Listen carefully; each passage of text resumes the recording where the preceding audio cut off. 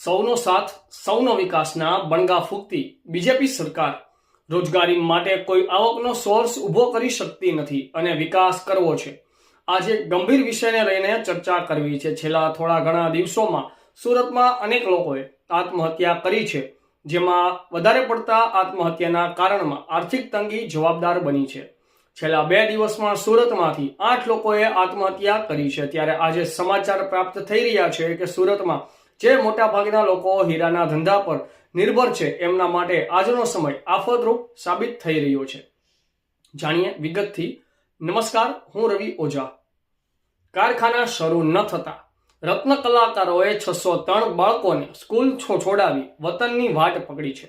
રોજના 200 થી 250 રૂપિયામાં મજૂરી કરવા મજબૂર બન્યા છે। દિવાળી પછી સુરતના વરાછા કતારગામમાં સૌથી વધુ અસર ઘરભાડું કાઢવાના પણ ફાફા પડી રહ્યા છે। વતનમાં સરકારી સ્કૂલોમાં પ્રવેશ લઈ રહ્યા છે। હીરામંદી વચ્ચે દિવાળી પછી અનેક નાના કારખાના ખુલ્યા જ નથી તો અનેક બંધ થઈ જતા હજારો રત્ન કલાકારો બેકાર બન્યા છે। આ સ્થિતિમાં વરાછાની શિક્ષણ સમિતિની 50 સ્કૂલોએ રત્ન કલાકારોએ 603 સંતાનોને લિવિંગ સર્ટિફિકેટ લઈ વતનની વાટ પકડી છે, જ્યાં તેઓ રોજના 200-250 રૂપિયામાં મજૂરી કરવા મજબૂર બન્યા છે। ખાનગી શાળામાં પણ આ જ સ્થિતિ છે। આર્થિક મજબૂરી વચ્ચે એવા 500 વાલીઓ છે જેમણે પોતાના બાળકોને ખાનગીમાંથી ઉઠાડીને સમિતિની સ્કૂલોમાં ખસેડી દીધા છે। વરાછા સમિતિ ઘણી શાળાઓ ખાનગી શાળામાંથી આવનાર વિદ્યાર્થીઓનો ઘસારો વધી જતા પ્રવેશ પેન્ડિંગ છે। સમિતિ દ્વારા એવું પણ જાણવા મળી રહ્યું છે કે હજુ ઘણા બાળકોનો અભ્યાસ છૂટે એવી પરિસ્થિતિનું નિર્માણ થયું છે।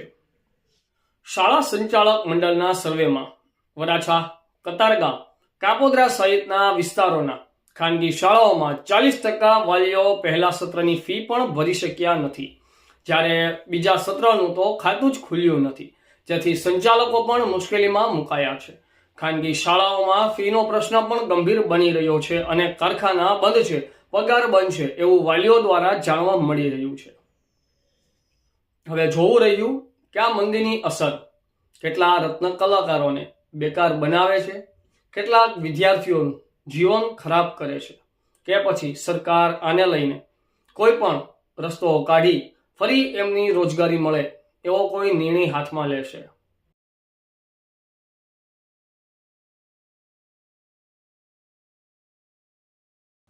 આપણે વરાછા કતારગામ ઝોનનો આપણે રિપોર્ટ કરાવ્યો છે।